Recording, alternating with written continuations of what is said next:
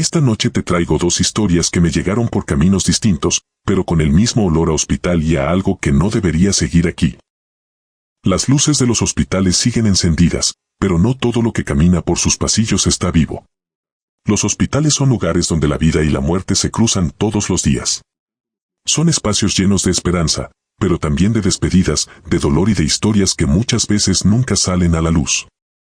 Cuando cae la madrugada y el silencio se apodera de los pasillos, algunos dicen que algo más permanece allí, algo que no logró irse. En esta recopilación de historias de terror vas a escuchar relatos escalofriantes que ocurrieron entre habitaciones vacías, unidades de cuidados intensivos y quirófanos olvidados. Enfermeras que reciben llamadas desde habitaciones donde ya no hay pacientes, médicos que ven figuras caminar por pasillos donde nadie debería estar y presencias que parecen seguir esperando algo, incluso después de la muerte. Pero lo más inquietante es que muchas de estas historias se repiten en hospitales de todo el mundo.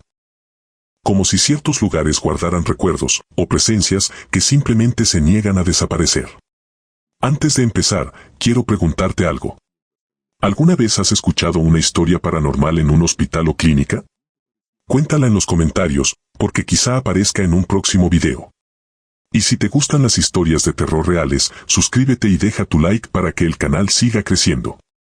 Ahora apaga la luz, sube el volumen, y prepárate.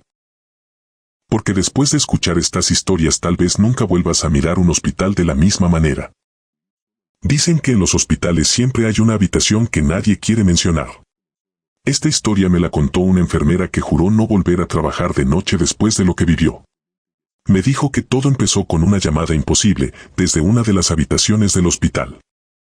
La mayoría de los turnos nocturnos en el Hospital San Aurelio eran silenciosos, casi monótonos, pero para Elena, una enfermera con más de 10 años de experiencia, la noche del 14 de agosto comenzó con una inquietud que no supo explicar.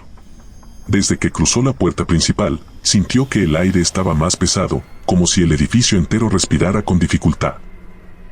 El pasillo central, iluminado por luces blancas que parpadeaban de manera irregular, parecía más largo de lo habitual, y cada paso resonaba con un eco que no correspondía a la distancia real.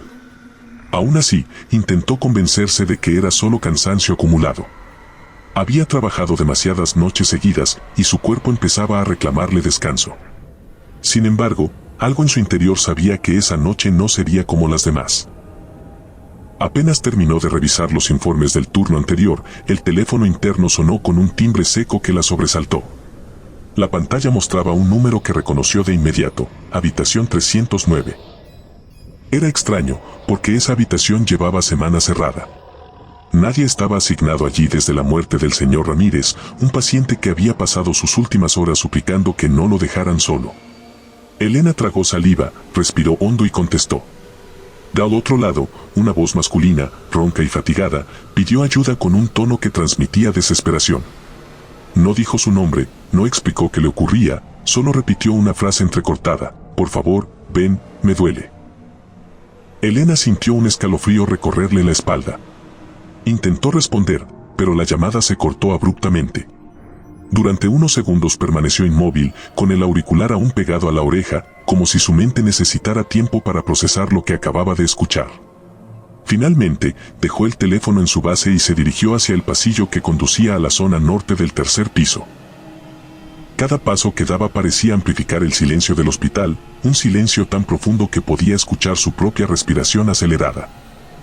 Cuando llegó frente a la puerta de la 309, notó que la luz del techo parpadeaba con un ritmo irregular, como si algo interferiera con la corriente eléctrica. Empujó la puerta con suavidad. La habitación estaba completamente oscura, salvo por la tenue luz que entraba desde el pasillo. Buscó el interruptor y lo encendió. La cama estaba perfectamente tendida, sin una sola arruga, como si nadie la hubiera usado en semanas. La mesita auxiliar estaba vacía, sin vasos, sin medicamentos, sin nada que indicara actividad reciente. El monitor cardíaco estaba apagado, desconectado de la corriente. Todo estaba exactamente como lo habían dejado después de la limpieza profunda que se realizó tras la muerte del señor Ramírez. Elena avanzó unos pasos, revisó detrás de la cortina, miró dentro del baño y comprobó que no había nadie. Aún así, la sensación de que alguien la observaba desde algún punto invisible de la habitación era tan intensa que tuvo que salir para recuperar el aliento. De regreso en la estación de enfermería, revisó los registros para asegurarse de que no hubiera un error. Confirmó que la 309 estaba vacía, sin asignación, sin solicitudes de mantenimiento, sin ninguna razón para que el teléfono de esa habitación estuviera activo. Intentó explicarse lo ocurrido como una falla del sistema, un cruce de líneas, una interferencia. Pero la voz que había escuchado no sonaba como ruido estático. Sonaba humana. Sonaba real. Y lo peor era que le resultaba familiar, como si ya la hubiera escuchado antes, aunque no lograba recordar dónde. Durante las siguientes horas, el turno transcurrió con una calma tensa. Elena intentó concentrarse en sus tareas, pero cada vez que el silencio se hacía demasiado profundo, recordaba la voz suplicante. A las 2:17 de la madrugada, el teléfono volvió a sonar. El mismo número. La misma habitación.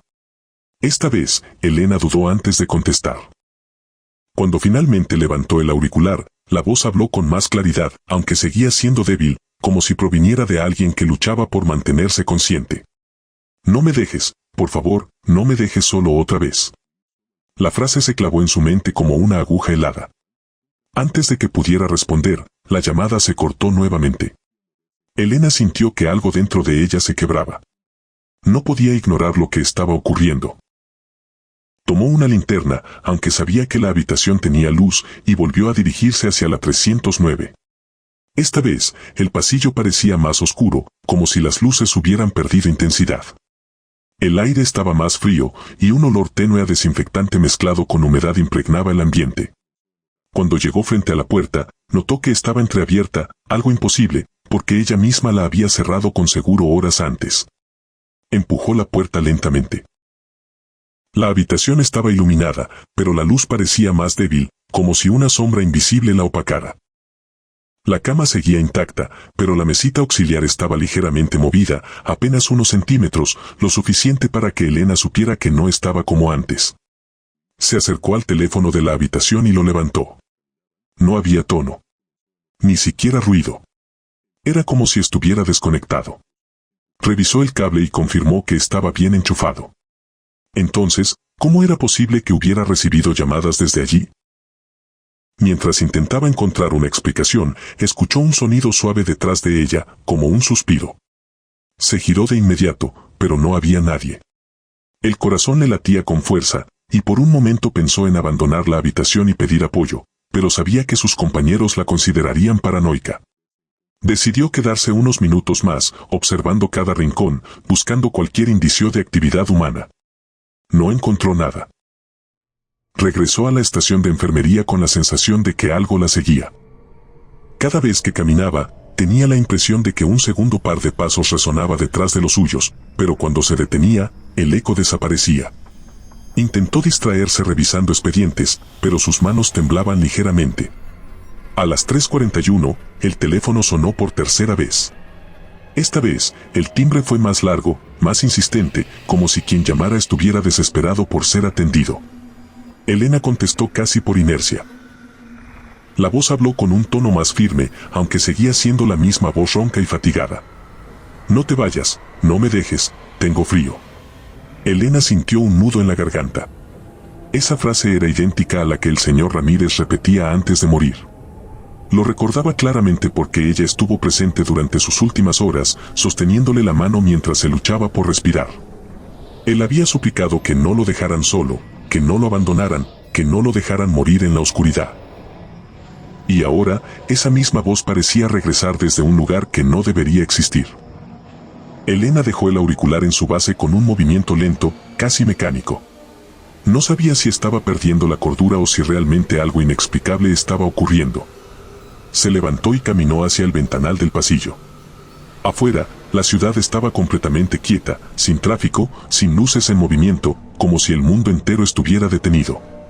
El reflejo en el vidrio mostraba su rostro pálido, con ojeras profundas y una expresión que no reconocía como propia. Mientras observaba su reflejo, notó algo detrás de ella, una figura borrosa, apenas perceptible, como una sombra humana que se desvanecía cuando intentaba enfocarla. Se giró de inmediato, pero el pasillo estaba vacío. El resto del turno transcurrió con un silencio inquietante. No hubo más llamadas, pero la sensación de ser observada no desapareció. Cada vez que pasaba cerca de la 309, sentía un frío intenso que le erizaba la piel. A las 5:58, cuando faltaban pocos minutos para el cambio de turno, decidió hacer una última ronda. Caminó por el pasillo con pasos lentos, intentando mantener la calma. Cuando pasó frente a la 309, escuchó un sonido suave, como si alguien respirara al otro lado de la puerta. Se detuvo, contuvo la respiración y acercó el oído. La respiración era profunda, irregular, como la de alguien que lucha por mantenerse consciente. Elena retrocedió un paso, sintiendo que el corazón le golpeaba el pecho con fuerza. Entonces, mientras intentaba alejarse, escuchó una voz detrás de ella, tan cerca que sintió el aliento frío rozarle la nuca. ¿Por qué tardaste tanto? Elena se giró de inmediato, pero el pasillo estaba completamente vacío. Elena retrocedió un paso, incapaz de comprender cómo una voz tan cercana podía surgir de un pasillo completamente vacío. El aire se volvió más frío, casi cortante, como si una corriente helada hubiera atravesado el corredor sin origen ni destino. Durante unos segundos, permaneció inmóvil, con la respiración contenida y los músculos tensos, esperando que algo, lo que fuera, se manifestara. Pero no ocurrió nada. El silencio volvió a ocuparlo todo, un silencio tan profundo que parecía absorber cualquier sonido, incluso el latido acelerado de su propio corazón. Intentó convencerse de que había sido una alucinación provocada por el cansancio, pero la sensación de que alguien estaba justo detrás de ella, observándola con una paciencia enfermiza, no desapareció. Cuando el turno terminó, Elena salió del hospital con la sensación de que dejaba algo inconcluso, como si una presencia invisible la siguiera incluso fuera del edificio. El amanecer apenas comenzaba a iluminar la ciudad, pero la luz no le ofreció alivio.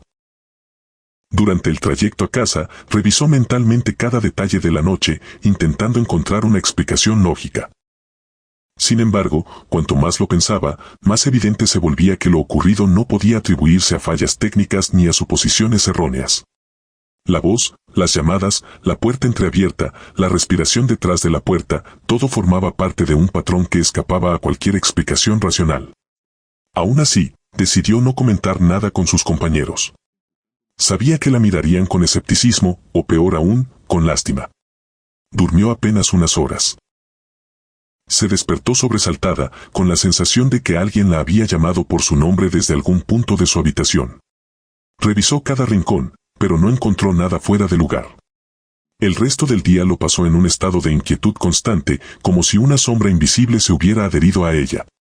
Cuando llegó la noche y tuvo que prepararse para regresar al hospital, sintió un peso en el pecho, una mezcla de miedo y resignación. Sabía que algo la esperaba allí, algo que no había terminado de manifestarse. Al llegar al hospital, notó que el ambiente estaba distinto. No era solo el silencio habitual de la noche, había una tensión en el aire, una especie de vibración imperceptible que hacía que cada sonido pareciera amplificado. Sus compañeros del turno anterior se marcharon rápidamente, sin detenerse a conversar como solían hacerlo. Elena se quedó sola en la estación de enfermería, revisando los informes con una concentración forzada. Intentaba mantener la mente ocupada, pero cada tanto su mirada se desviaba hacia el pasillo que conducía a la 309, como si una fuerza invisible la atrajera.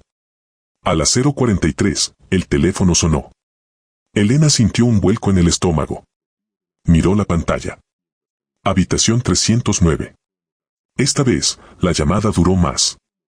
La voz habló con un tono más claro, aunque seguía siendo débil, como si proviniera de alguien atrapado entre dos mundos.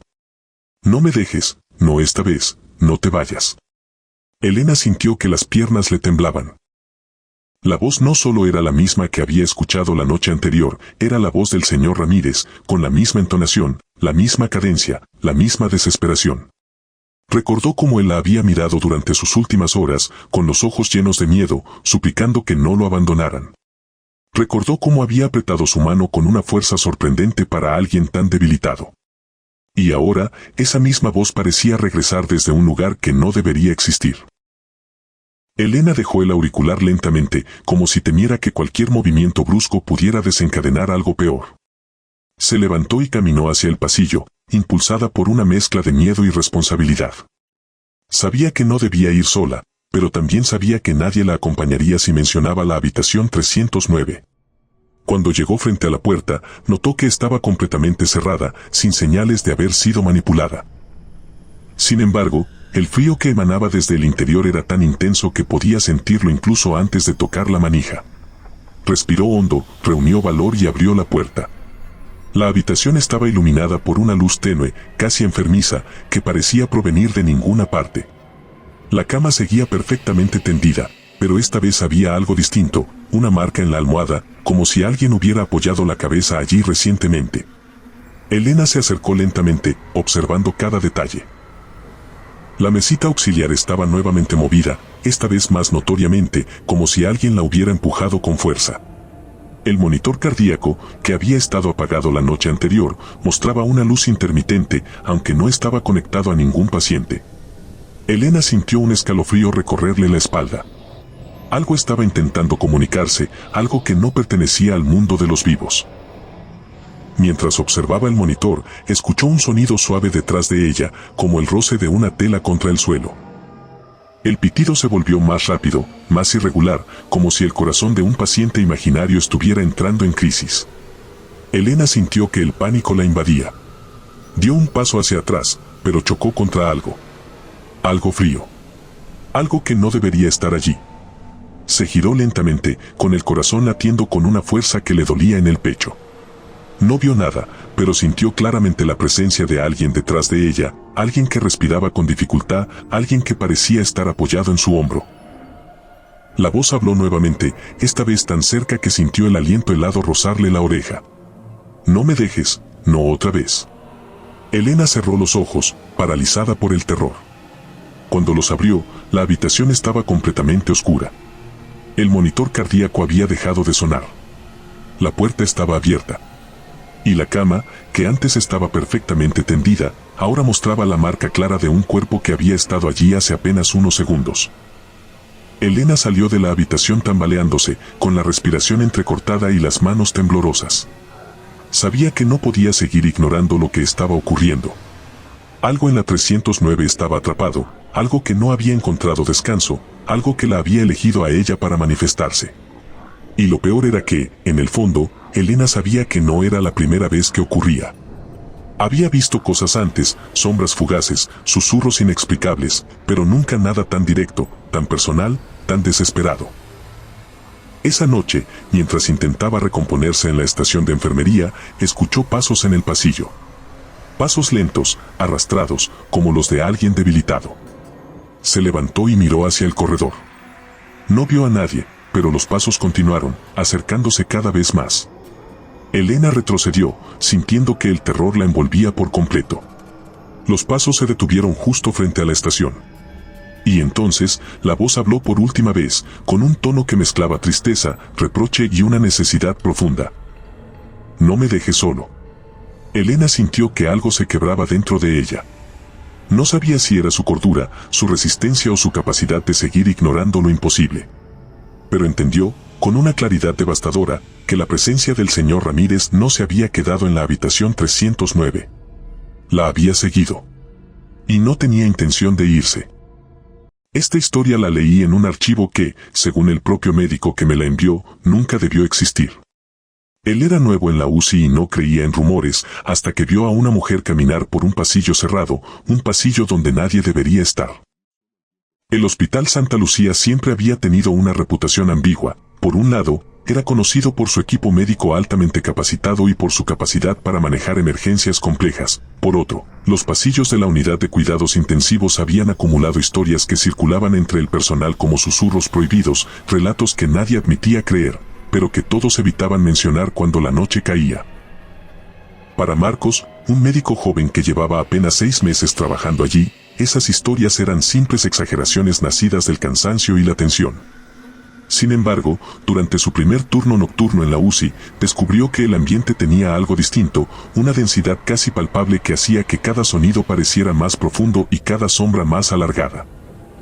Las luces fluorescentes parpadeaban con un ritmo irregular, como si el sistema eléctrico estuviera fatigado, y el silencio entre los monitores cardíacos se sentía demasiado prolongado, como si el hospital contuviera la respiración.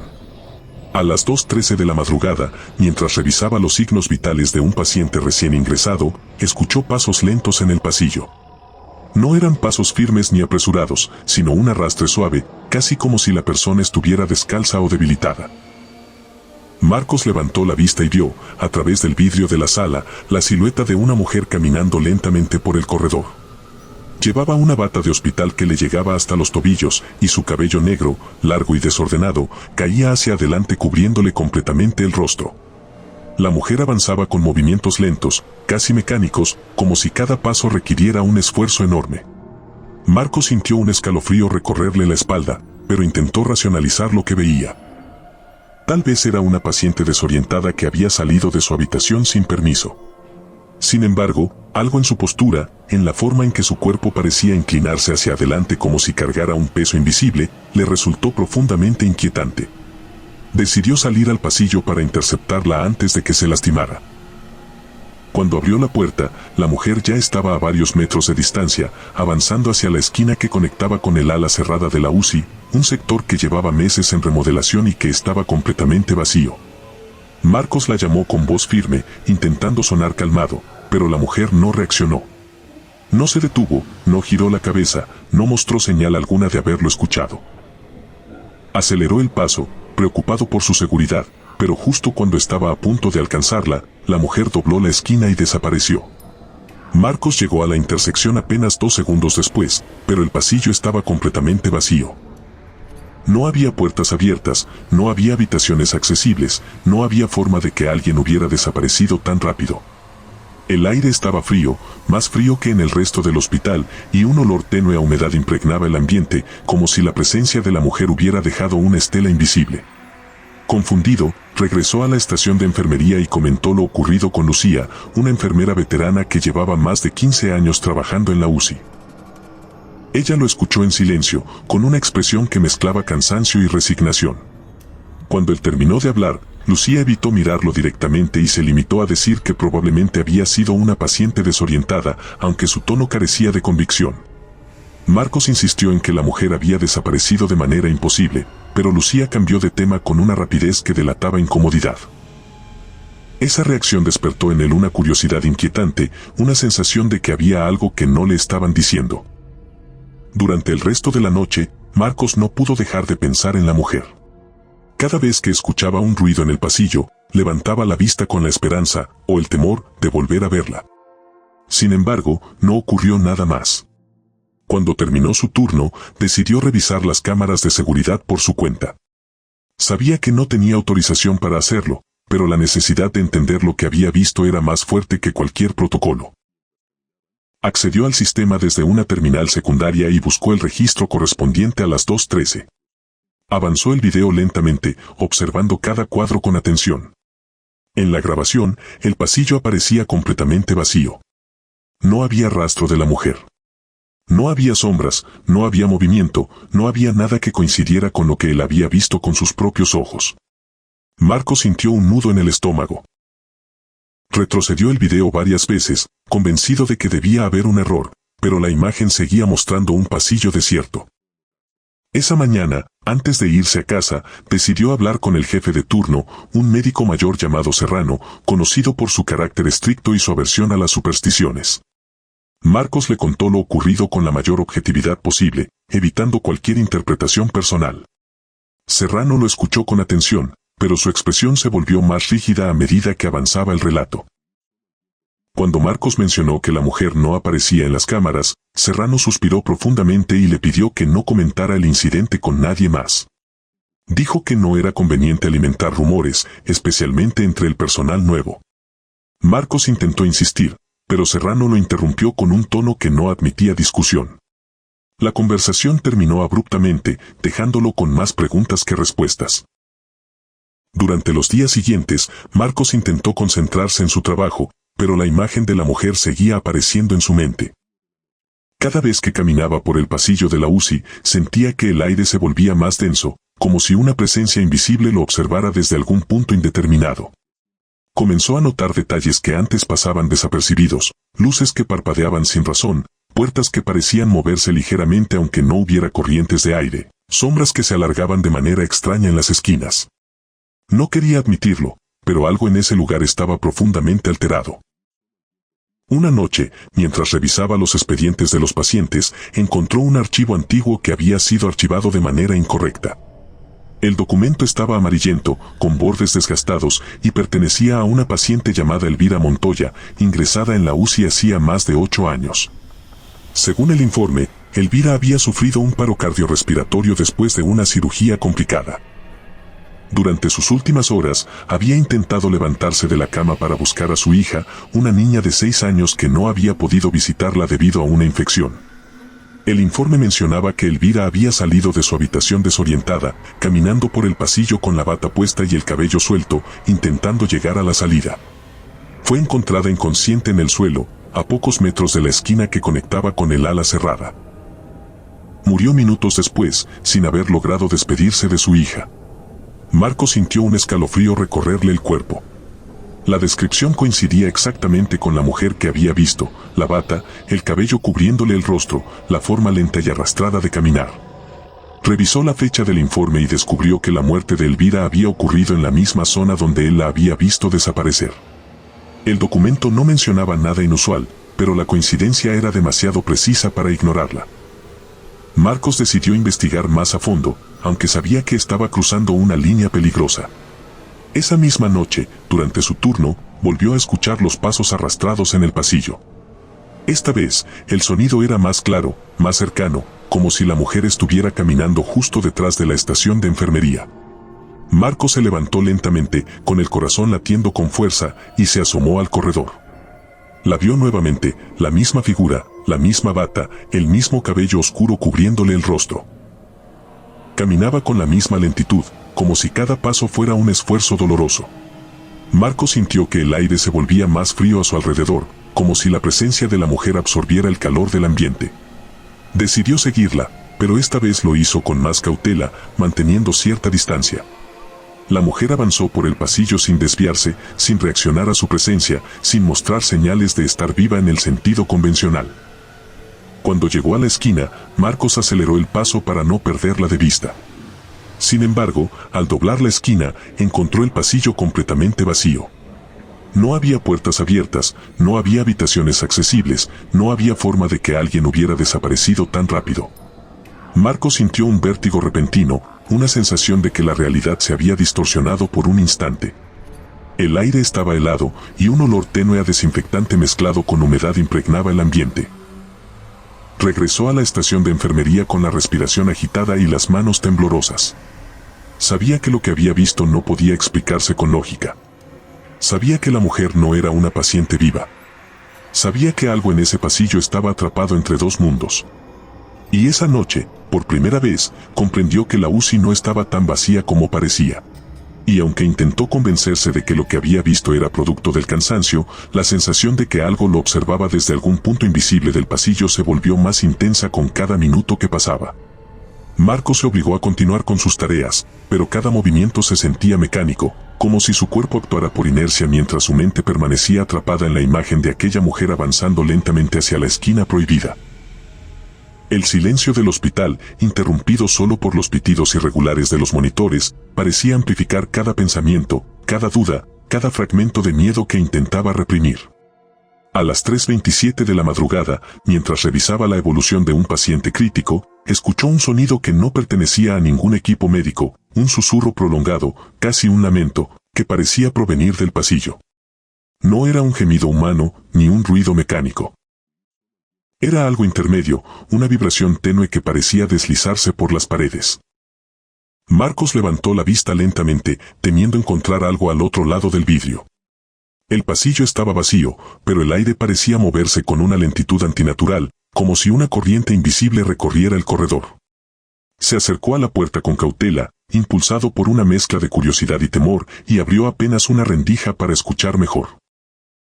El susurro se intensificó, convirtiéndose en un murmullo que no lograba descifrar, como si alguien hablara desde muy lejos, atrapado detrás de una pared demasiado gruesa.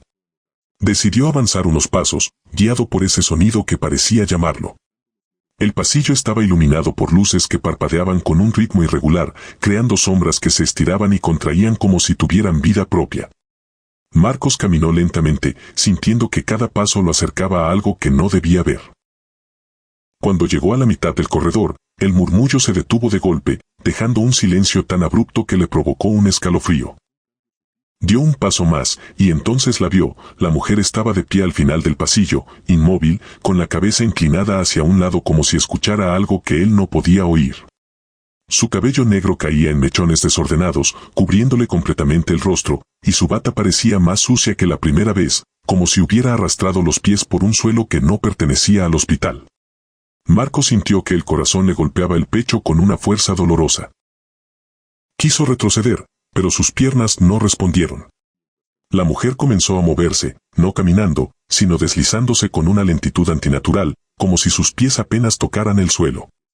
Cada movimiento parecía desafiar la lógica, como si su cuerpo no obedeciera las leyes físicas. Marcos intentó hablar, pero su voz se quebró antes de salir. La mujer avanzó unos metros más, y entonces se detuvo de golpe, como si hubiera percibido su presencia. El silencio se volvió insoportable. Marcos sintió que el aire se volvía más frío, como si la temperatura hubiera descendido varios grados en cuestión de segundos. De pronto, la mujer giró la cabeza hacia él. No levantó el rostro, no apartó el cabello, pero el gesto fue suficiente para que Marcos sintiera un terror visceral, un miedo primitivo que lo paralizó por completo. La mujer permaneció inmóvil durante varios segundos que parecieron eternos, y luego, sin previo aviso, desapareció. No se desvaneció lentamente ni se ocultó detrás de una sombra, simplemente dejó de estar allí, como si nunca hubiera existido. Marcos retrocedió tambaleándose, con la respiración entrecortada y las manos temblorosas. Sabía que lo que había visto no podía explicarse con ninguna teoría médica ni psicológica. Sabía que algo en ese pasillo estaba profundamente alterado, algo que no pertenecía al mundo de los vivos. Regresó a la estación de enfermería con el cuerpo temblando. Lucía lo observó con preocupación, pero antes de que pudiera decir algo, Marcos le contó lo ocurrido con una voz temblorosa que apenas lograba controlar. Lucía lo escuchó en silencio, sin interrumpirlo, y cuando él terminó, se quedó mirando el suelo durante varios segundos. Finalmente, levantó la vista y le dijo que no era el primero en ver a la mujer. Explicó que, desde la muerte de Elvira Montoya, varios médicos y enfermeras habían reportado encuentros similares, siempre en la madrugada, siempre en el mismo pasillo, siempre con la misma figura caminando lentamente hacia la esquina prohibida. Algunos habían intentado seguirla, otros habían intentado hablarle, pero todos coincidían en que la mujer desaparecía de manera imposible, como si se desvaneciera en el aire. Lucía le contó que, según los rumores, Elvira había muerto con un profundo sentimiento de angustia, desesperada por despedirse de su hija. Algunos creían que su espíritu había quedado atrapado en la UCI, repitiendo una y otra vez su último intento de llegar a la salida.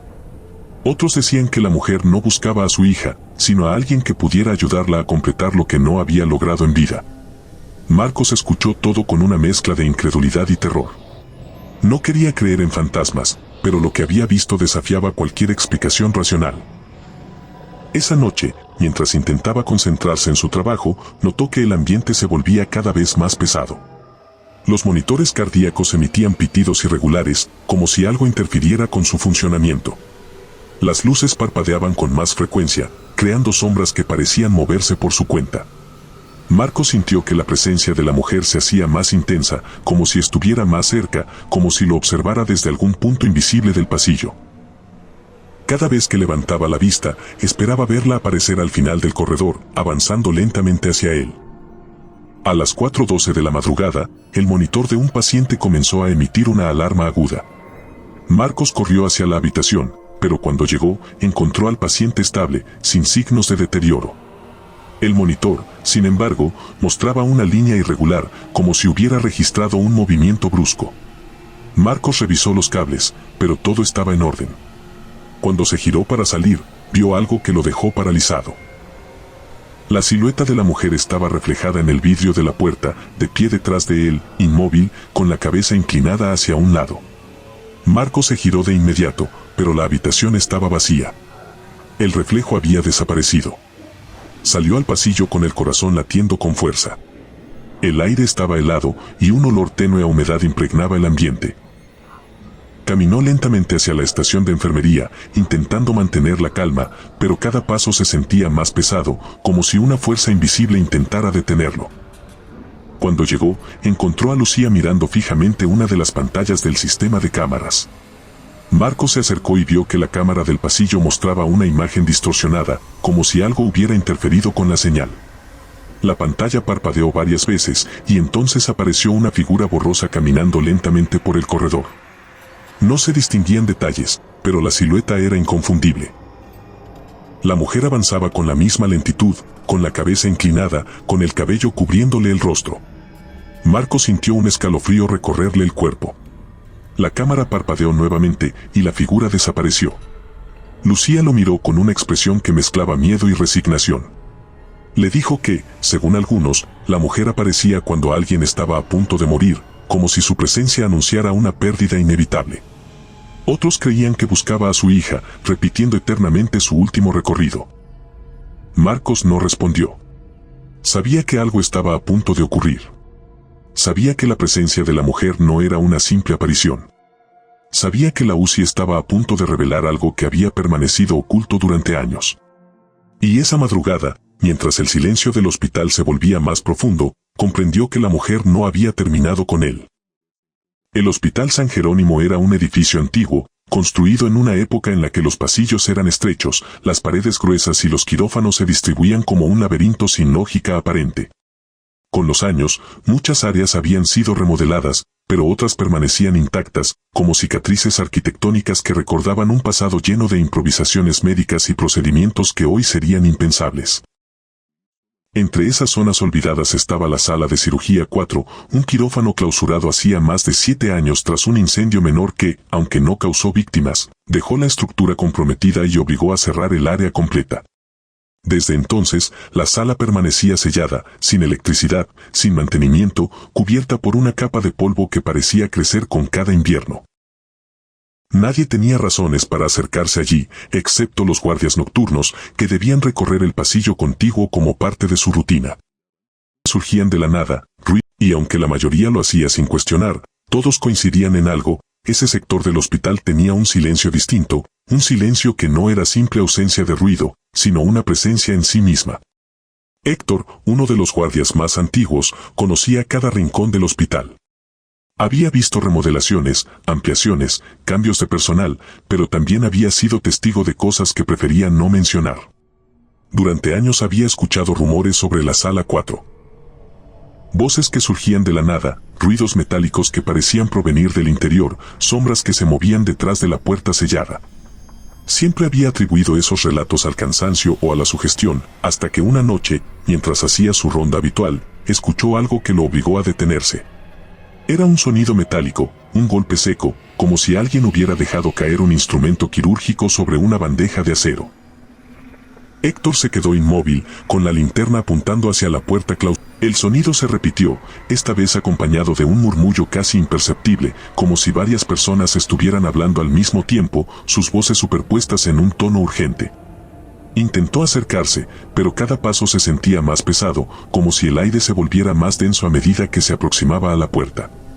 Cuando finalmente estuvo frente a ella, los murmullos se hicieron más claros. No eran simples ruidos. Eran conversaciones tensas, rápidas, como las que se escuchan en una cirugía de emergencia. Podía distinguir palabras sueltas: presión, incisión, rápido, hemorragia. Héctor sintió un escalofrío recorrerle la espalda.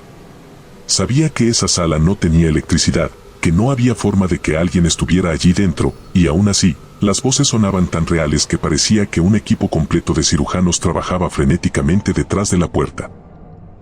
Retrocedió unos pasos, intentando recuperar la calma. Pensó en llamar a su compañero de turno, pero algo en su interior le dijo que debía asegurarse primero de que no se tratara de una intrusión real. Respiró hondo, reunió valor y apoyó la oreja contra la puerta. Lo que escuchó lo dejó paralizado: un grito ahogado, un gemido de dolor, seguido de un golpe seco y un silencio abrupto. Héctor se apartó de inmediato, con el corazón latiendo con fuerza. Sabía que no podía ignorar lo que había escuchado. Decidió llamar a Ramírez, el otro guardia, un hombre más joven pero con suficiente experiencia para no asustarse fácilmente. Cuando Ramírez llegó, Héctor le explicó lo ocurrido con una voz temblorosa que intentaba disimular. Ramírez sonrió con incredulidad, convencido de que se trataba de una broma o de una confusión. Sin embargo, cuando ambos se acercaron a la puerta, los murmullos comenzaron nuevamente, esta vez más intensos, como si la presencia de dos personas hubiera provocado una reacción en el interior. Ramírez dejó de sonreír. Los dos guardias se miraron en silencio, conscientes de que lo que escuchaban no podía explicarse con lógica. Decidieron llamar al supervisor nocturno, un hombre estricto llamado Garrido, que siempre exigía pruebas antes de tomar cualquier decisión. Garrido llegó molesto, convencido de que lo habían sacado de su oficina por una tontería. Pero cuando se acercó a la puerta y escuchó los ruidos metálicos, su expresión cambió. No dijo nada durante varios segundos, como si intentara procesar lo que estaba escuchando. Finalmente, ordenó que buscaran las llaves del área clausurada. Nadie las había usado en años, pero el hospital guardaba copias de todo. Cuando las encontraron, Garrido tomó la linterna, respiró hondo y comenzó a abrir los candados que sellaban la puerta. Cada clic metálico resonaba en el pasillo con una intensidad inquietante, como si el edificio entero estuviera atento a lo que ocurría. Cuando el último candado cayó, Garrido empujó la puerta lentamente. Un olor a polvo acumulado y humedad salió de inmediato, mezclado con un frío inexplicable que no correspondía a la temperatura del resto del hospital. La sala estaba completamente oscura, así que los tres encendieron sus linternas al mismo tiempo. El haz de luz reveló un quirófano cubierto de polvo, con paredes manchadas por el paso del tiempo y un silencio tan profundo que parecía absorber cualquier sonido. No había electricidad, no había máquinas funcionando, no había señales de actividad reciente. Sin embargo, algo no encajaba, la camilla central estaba ligeramente desplazada, como si alguien la hubiera movido hace apenas unos minutos. Y sobre una de las mesas auxiliares, varios instrumentos quirúrgicos estaban fuera de lugar, alineados de manera irregular, como si hubieran sido usados y dejados allí apresuradamente. Héctor sintió que el estómago se le contraía. Sabía que esos instrumentos no podían haberse movido solos. Ramírez se acercó a la camilla y pasó la mano por la superficie. El polvo estaba interrumpido, como si algo, o alguien, hubiera estado allí recientemente. Garrido, intentando mantener la compostura, ordenó que revisaran toda la sala. Los tres comenzaron a inspeccionar cada rincón, pero cuanto más observaban, más evidente se volvía que algo había ocurrido allí dentro. En una esquina, encontraron una bandeja metálica caída en el suelo, con marcas que sugerían que había sido golpeada contra otra superficie. En otra, una lámpara quirúrgica oxidada estaba inclinada hacia un lado, como si alguien la hubiera empujado. Mientras revisaban, un sonido suave resonó en la sala, un murmullo casi imperceptible, como si alguien hablara desde muy lejos. Los tres se quedaron inmóviles, con las linternas temblando en sus manos. El murmullo se intensificó, convirtiéndose en una conversación fragmentada que parecía surgir de las paredes mismas. Héctor sintió que el aire se volvía más frío, como si la temperatura hubiera descendido varios grados en cuestión de segundos. Ramírez dio un paso atrás, con los ojos muy abiertos, mientras Garrido intentaba mantener la calma, aunque su respiración acelerada lo delataba. El murmullo se transformó en un grito ahogado, un sonido tan real que los tres se giraron al mismo tiempo hacia la camilla. No había nadie allí, pero el aire parecía vibrar con una energía invisible, como si algo hubiera ocurrido en ese mismo lugar hacía apenas unos instantes. Héctor sintió que las piernas le temblaban. Sabía que debían salir de allí, pero también sabía que Garrido no permitiría abandonar la sala sin una explicación. Sin embargo, antes de que pudiera decir algo, la puerta del quirófano se cerró de golpe, dejando a los tres atrapados en la oscuridad. El sonido del portazo resonó en la sala como un trueno, seguido de un silencio absoluto. Héctor sintió que el corazón le golpeaba el pecho con una fuerza dolorosa. Ramírez intentó abrir la puerta, pero no cedía. Garrido ordenó que mantuvieran la calma, pero su voz temblaba. Entonces, desde algún punto indeterminado de la sala, surgió un sonido metálico, como si alguien arrastrara un bisturí sobre una bandeja de acero. El sonido se repitió, más fuerte, más cercano, como si algo se moviera en la oscuridad. Y fue en ese momento cuando los tres comprendieron que no estaban solos. El silencio que siguió al portazo era tan profundo que parecía absorber incluso el sonido de sus respiraciones. Héctor sintió como el aire se volvía más pesado, casi irrespirable, como si la sala entera estuviera conteniendo algo que no debía liberarse. Ramírez, con la linterna temblando en su mano, intentó iluminar cada rincón, pero la luz parecía perder fuerza, como si la oscuridad fuera más densa de lo normal. Garrido, que siempre había sido el más escéptico, el más rígido, el más reacio a creer en cualquier cosa que no pudiera explicarse con lógica, tenía ahora una expresión que revelaba un miedo profundo, un miedo que no podía ocultar ni siquiera con su postura autoritaria. El sonido metálico volvió a resonar, esta vez más cerca, como si alguien arrastrara un instrumento quirúrgico por el suelo. Los tres se giraron al mismo tiempo hacia la zona donde se encontraba la mesa auxiliar. La bandeja metálica vibró ligeramente, como si algo invisible la hubiera tocado.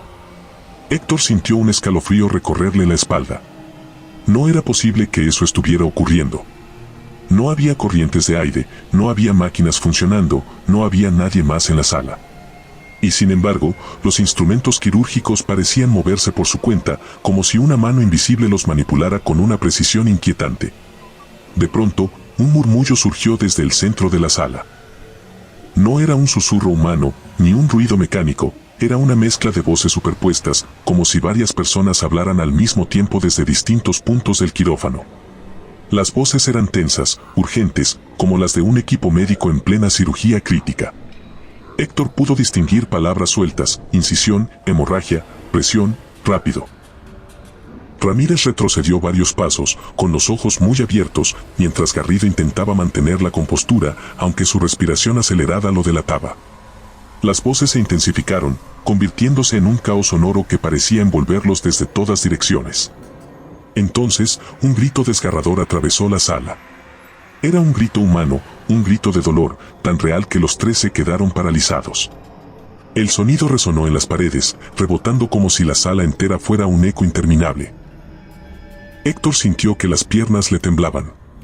Ramírez dejó caer la linterna, que rodó por el suelo y se detuvo apuntando hacia la camilla. La luz reveló algo que ninguno de los tres esperaba ver. La superficie de la camilla estaba hundida, como si alguien invisible estuviera recostado allí en ese mismo instante. El polvo alrededor estaba desplazado, formando la silueta clara de un cuerpo. Garrido dio un paso hacia atrás, con el rostro pálido. Intentó decir algo, pero su voz se quebró antes de salir. Héctor sintió que el aire se volvía aún más frío, como si la temperatura hubiera descendido varios grados en cuestión de segundos.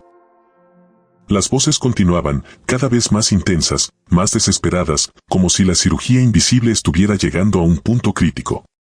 De pronto, un sonido seco resonó en la sala, como si alguien hubiera golpeado una bandeja con fuerza. Los instrumentos quirúrgicos vibraron, algunos incluso se movieron ligeramente, como si una mano invisible los hubiera empujado.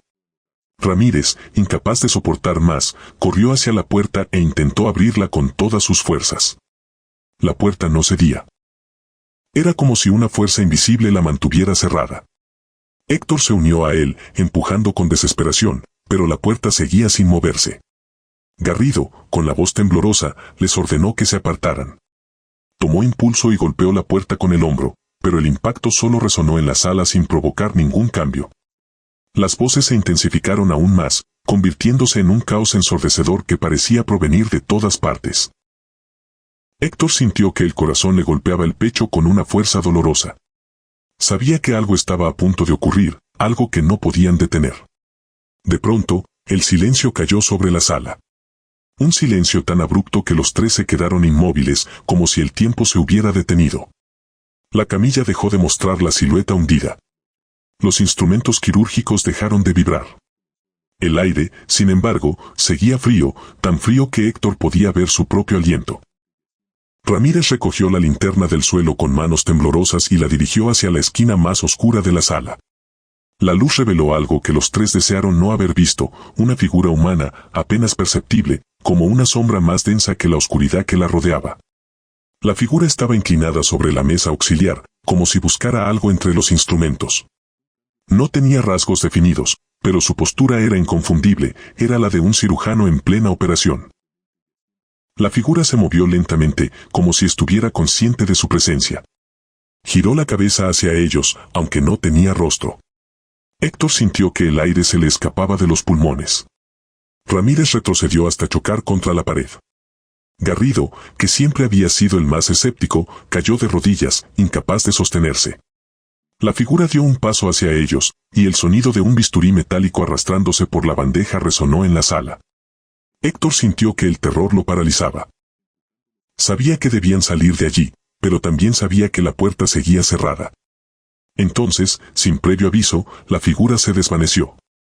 No desapareció lentamente, simplemente dejó de estar allí, como si nunca hubiera existido. La sala quedó en silencio. La temperatura comenzó a subir lentamente. Los instrumentos quirúrgicos dejaron de moverse. Héctor, Ramírez y Garrido se miraron en silencio, incapaces de comprender lo que acababa de ocurrir.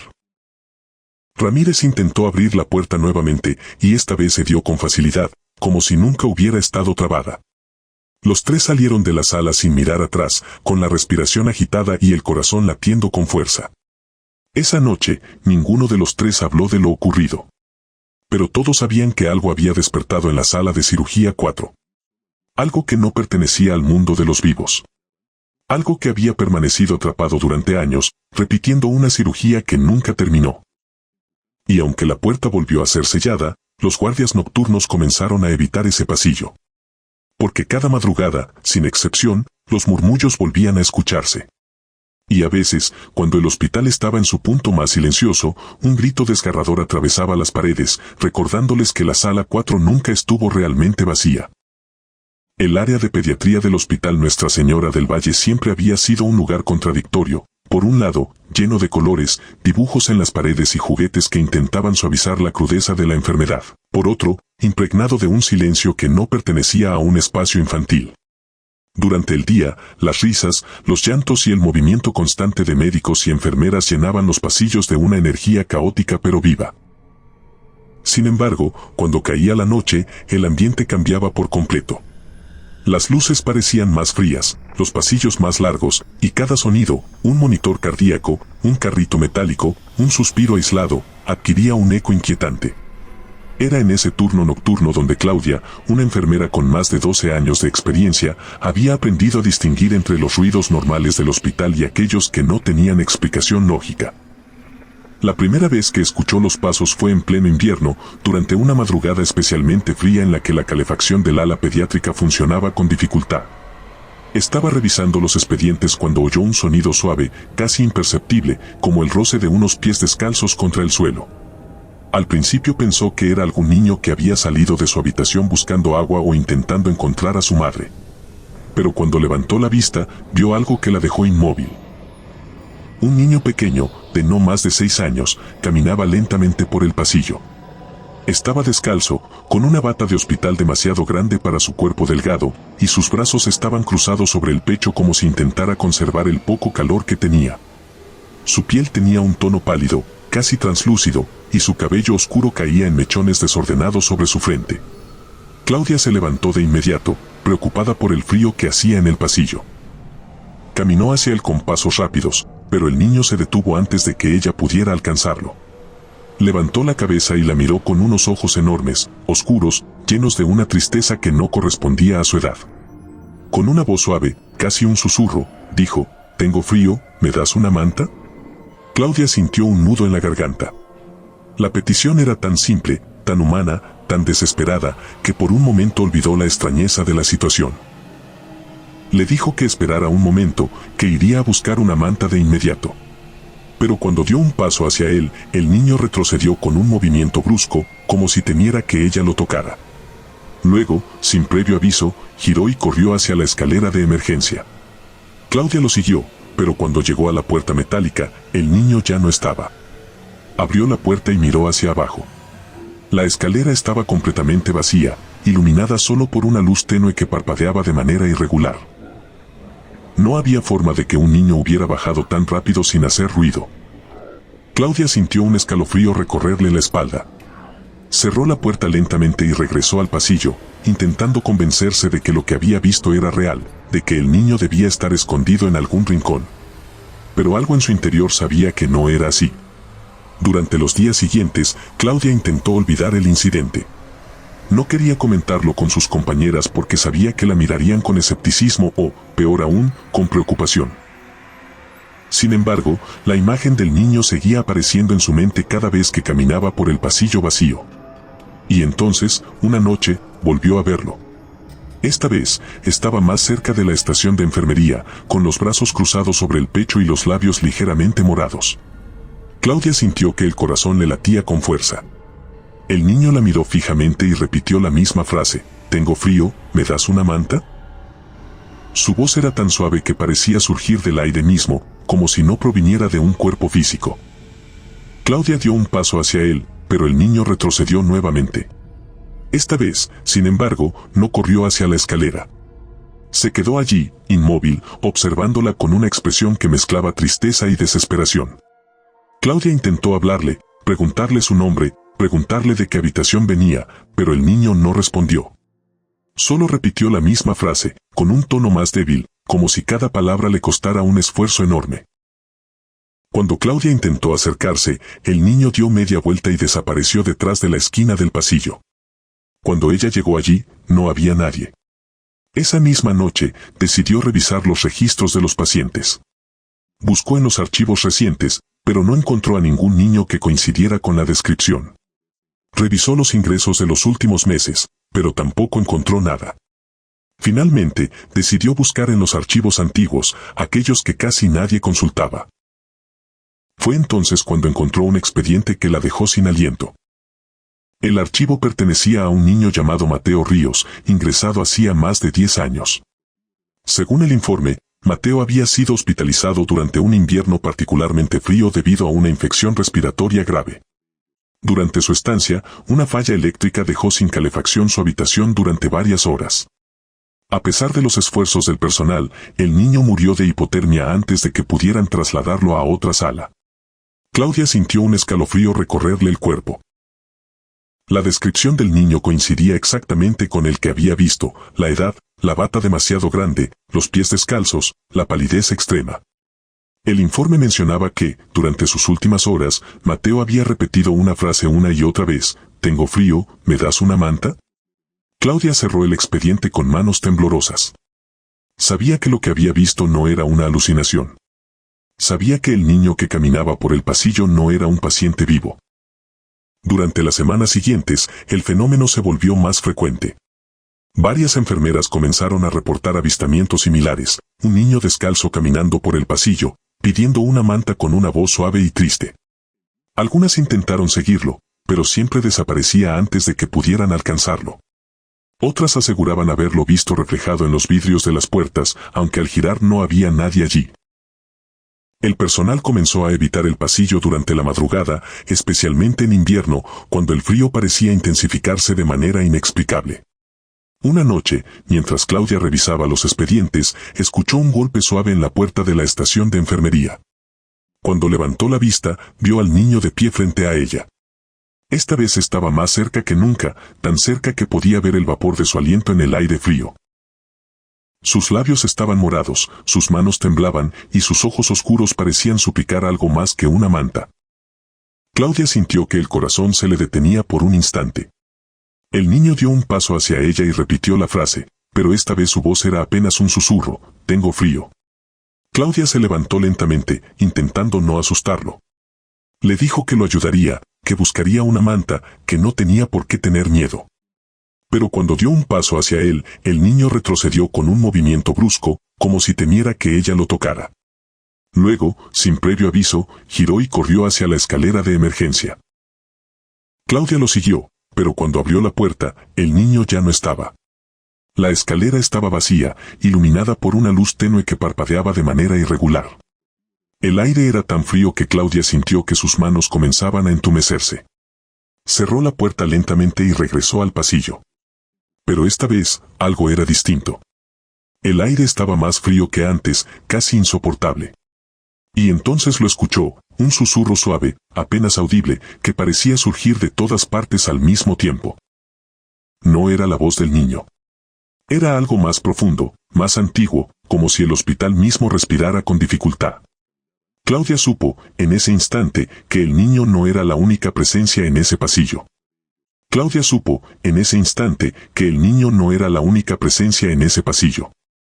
El aire se volvió tan frío que cada exhalación formaba una nube blanca frente a su rostro, algo imposible dentro de un hospital con calefacción central, incluso en invierno.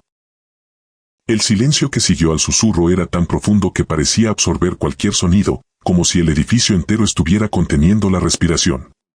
Claudia sintió que algo la observaba desde un punto indeterminado, algo que no tenía forma definida pero cuya presencia era tan intensa que le erizaba la piel. Caminó lentamente hacia la estación de enfermería, intentando mantener la calma, pero cada paso se sentía más pesado, como si el pasillo se alargara con cada movimiento. Cuando llegó a la estación, encontró a Mariela, una enfermera joven que estaba revisando unos expedientes. Mariela levantó la vista y frunció el ceño al ver la expresión de Claudia. Antes de que pudiera preguntar qué ocurría, un golpe suave resonó en el pasillo, un golpe que no provenía de una puerta ni de un objeto, sino de algo más ligero, como si unos pies descalzos hubieran tropezado contra el suelo. Mariela se levantó lentamente, con una mezcla de curiosidad y temor. Claudia intentó detenerla, pero Mariela ya había salido al pasillo. El niño estaba allí, de pie, con los brazos cruzados sobre el pecho y los labios morados. Esta vez, sin embargo, su expresión era distinta. Ya no parecía simplemente triste o asustado, había algo más profundo en su mirada, algo que Claudia no había visto antes. Mariela dio un paso hacia él, con la intención de ayudarlo, pero el niño retrocedió con un movimiento brusco. Luego, levantó la cabeza y habló con una voz tan débil que parecía surgir del aire mismo. «Tengo frío, me duele». Mariela se agachó para estar a su altura, pero antes de que pudiera decir algo, el niño giró y corrió hacia la escalera de emergencia. Mariela lo siguió sin pensarlo, impulsada por el instinto de protegerlo. Claudia corrió detrás de ella, pero cuando llegaron a la puerta metálica, el niño ya no estaba. Mariela abrió la puerta y bajó unos escalones, llamándolo por su nombre aunque no lo conocía. La escalera estaba vacía, iluminada por una luz tenue que parpadeaba de manera irregular. El aire era tan frío que Claudia sintió que sus manos comenzaban a entumecerse. Mariela subió nuevamente, con el rostro pálido y los ojos muy abiertos. Dijo que había sentido algo allí abajo, algo que no podía describir, como si el aire estuviera cargado de una presencia invisible. Regresaron al pasillo en silencio. Claudia intentó tranquilizar a Mariela, pero sabía que no había palabras que pudieran explicar lo que habían visto. Esa noche, ambas decidieron revisar los registros antiguos en busca de más información sobre Mateo. Encontraron notas adicionales en el expediente. Comentarios de enfermeras que habían intentado abrigarlo durante sus últimas horas, anotaciones sobre la falla eléctrica que dejó su habitación sin calefacción, y un informe final que mencionaba que el niño había sido encontrado temblando, con los labios morados y los ojos abiertos, como si hubiera estado esperando a alguien que nunca llegó. Mientras revisaban los documentos, escucharon un sonido suave detrás de ellas. Cuando se giraron, vieron que la puerta de la estación de enfermería estaba entreabierta. Claudia la cerró lentamente, pero antes de que pudiera asegurarla, un susurro surgió del pasillo. No era la voz del niño. Era algo más profundo, más grave, como si varias voces hablaran al mismo tiempo desde un punto indeterminado. Mariela retrocedió, con el rostro pálido. Claudia sintió que el corazón le golpeaba el pecho con fuerza. Sabía que debían salir de allí, pero también sabía que el pasillo era la única salida. Cuando abrieron la puerta, el pasillo estaba completamente oscuro. Las luces, que normalmente permanecían encendidas durante toda la noche, estaban apagadas. Solo una luz tenue parpadeaba al final del corredor, creando sombras que se movían de manera irregular. Claudia encendió su linterna, pero la luz parecía perder fuerza, como si la oscuridad fuera más densa de lo normal. Mariela tomó su mano, temblando. Avanzaron lentamente, intentando no hacer ruido, pero cada paso resonaba con un eco inquietante. A mitad del pasillo, escucharon los pasos. No eran pasos rápidos ni pesados. Eran pasos suaves, arrastrados, como los de un niño descalzo caminando sobre el suelo frío. Claudia levantó la linterna y la dirigió hacia el final del pasillo. El niño estaba allí, de pie, con los brazos cruzados sobre el pecho y los labios morados. Pero esta vez, algo era distinto. Su silueta parecía más tenue, como si estuviera desvaneciéndose lentamente. Claudia dio un paso hacia él, pero el niño levantó la cabeza y habló con una voz tan débil que apenas podía escucharse. «Tengo frío, no quiero estar solo». Claudia sintió que el corazón se le rompía. Quiso acercarse, abrazarlo, cubrirlo con una manta, hacer cualquier cosa para aliviar su sufrimiento. Pero cuando dio un paso hacia él, el niño retrocedió con un movimiento brusco. Luego, sin previo aviso, giró y corrió hacia la escalera de emergencia. Claudia y Mariela lo siguieron, pero cuando abrieron la puerta, el niño ya no estaba. La escalera estaba vacía, iluminada por una luz tenue que parpadeaba de manera irregular. El aire era tan frío que Claudia sintió que sus manos comenzaban a entumecerse. Cerraron la puerta lentamente y regresaron al pasillo. Pero esta vez, algo era distinto. El aire estaba más frío que antes, casi insoportable. Y entonces lo escucharon, un susurro suave, apenas audible, que parecía surgir de todas partes al mismo tiempo. No era la voz del niño. Era algo más profundo, más antiguo, como si el hospital mismo respirara con dificultad. Claudia supo, en ese instante, que el niño no era la única presencia en ese pasillo. El Hospital Central de San Miguel era un edificio enorme, construido en distintas etapas a lo largo de más de 50 años, lo que había dado como resultado una estructura irregular, llena de pasillos que no llevaban a ninguna parte, puertas selladas desde hacía décadas y pisos enteros que habían quedado obsoletos con el paso del tiempo. Entre ellos estaba el piso 7, clausurado hacía más de una década por una remodelación que nunca se completó. Oficialmente, el área estaba cerrada por problemas estructurales y falta de presupuesto. Extraoficialmente, el personal evitaba hablar de ese piso, como si mencionarlo atrajera algo que preferían mantener lejos. Las luces del ascensor nunca debían detenerse allí, y las puertas permanecían selladas con placas metálicas que advertían sobre el peligro de ingresar. Sin embargo, durante la noche, cuando el hospital quedaba casi vacío y el silencio se volvía tan profundo que parecía tener peso, el ascensor hacía algo que nadie podía explicar. Tomás, un enfermero nocturno con más de 8 años de experiencia, había escuchado los rumores desde su primer día, que el ascensor subía solo al piso 7, que las puertas se abrían sin que nadie las llamara, que se escuchaban pasos apresurados en el pasillo clausurado, como si alguien empujara una camilla invisible. Siempre había pensado que eran exageraciones nacidas del cansancio y la imaginación. Pero una madrugada de invierno, mientras revisaba los expedientes en la estación de enfermería, escuchó el sonido característico del ascensor deteniéndose. No era extraño que se moviera durante la noche, pero lo que sí llamó su atención fue el número que apareció en el panel, 7. Tomás frunció el ceño. Nadie debía estar usando ese piso.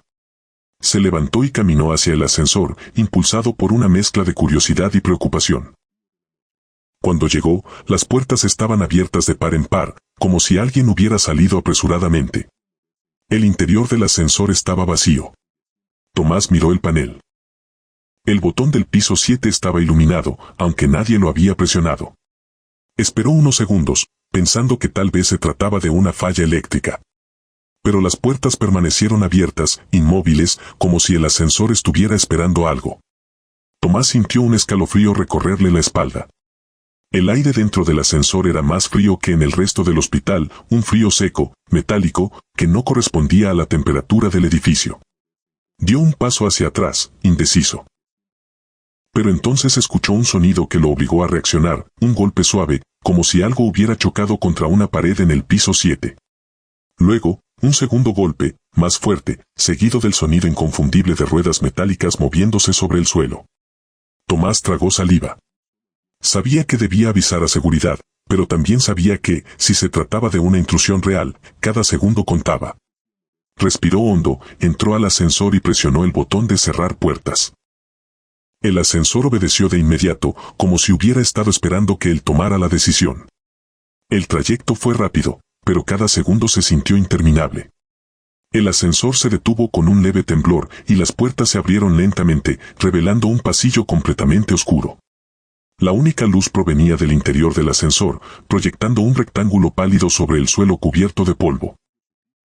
Tomás dio un paso fuera del ascensor, sosteniendo la linterna que llevaba siempre en el bolsillo de su bata. La encendió y dirigió el haz de luz hacia el pasillo. El aire era más frío que en cualquier otra parte del hospital, un frío que parecía surgir del suelo mismo. El silencio era absoluto, tan profundo que podía escuchar su propia respiración acelerada. Avanzó lentamente, observando cada detalle. Las paredes estaban cubiertas de manchas de humedad y el suelo tenía marcas irregulares, como si algo hubiera sido arrastrado recientemente. Tomás sintió que el corazón le latía con fuerza. Sabía que ese piso llevaba años cerrado. No debía haber nada allí. Entonces lo escuchó, pasos apresurados, como si alguien corriera por el pasillo. No eran pasos firmes ni pesados, eran pasos rápidos, irregulares, como los de alguien empujando una camilla con urgencia. Tomás levantó la linterna y la dirigió hacia el origen del sonido, pero no vio nada. Los pasos se detuvieron de golpe, dejando un silencio tan abrupto que le provocó un escalofrío. Dio un paso hacia atrás, sintiendo que algo lo observaba desde la oscuridad. El aire se volvió aún más frío, casi insoportable. Tomás decidió regresar al ascensor. No había razón para seguir allí. Había visto suficiente para saber que algo no estaba bien. Pero cuando llegó al ascensor, las puertas estaban cerradas. Tomás presionó el botón con fuerza, pero las puertas no se abrieron.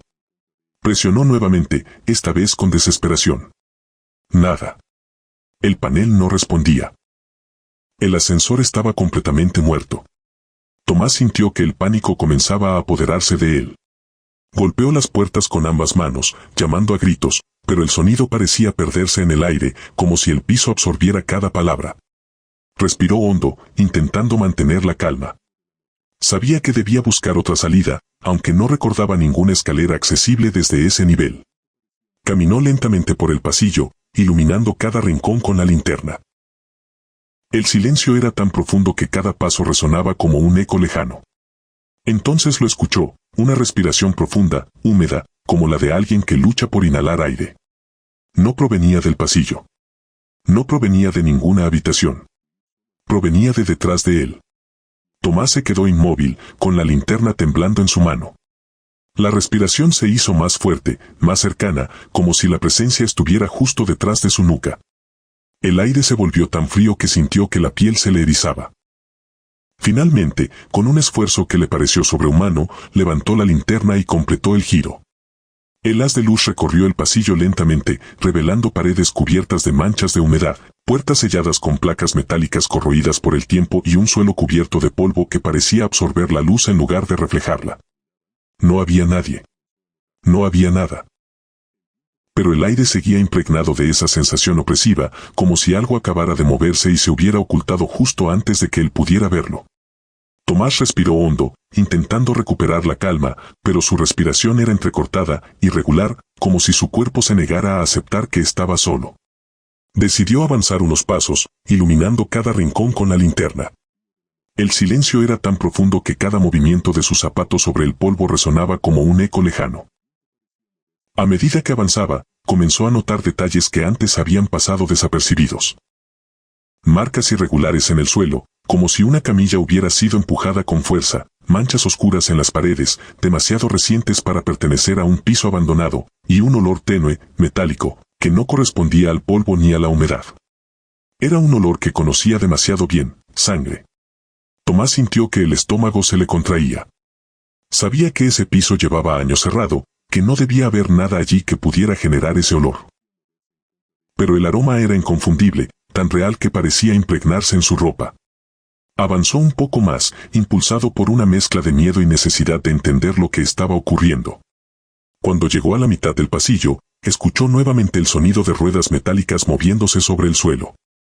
Esta vez, el sonido era más claro, más cercano, como si la camilla invisible estuviera siendo empujada hacia él.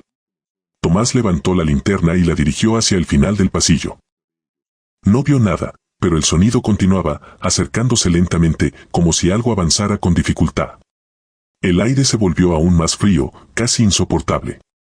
Tomás retrocedió unos pasos, sintiendo que el pánico comenzaba a apoderarse de él. Sabía que debía regresar al ascensor, aunque las puertas no respondieran. Sabía que no podía quedarse allí. Dio media vuelta y comenzó a caminar rápidamente hacia el ascensor, pero cuando llegó, las puertas seguían cerradas. Presionó el botón con desesperación, golpeó las puertas con ambas manos, pero el ascensor no respondió.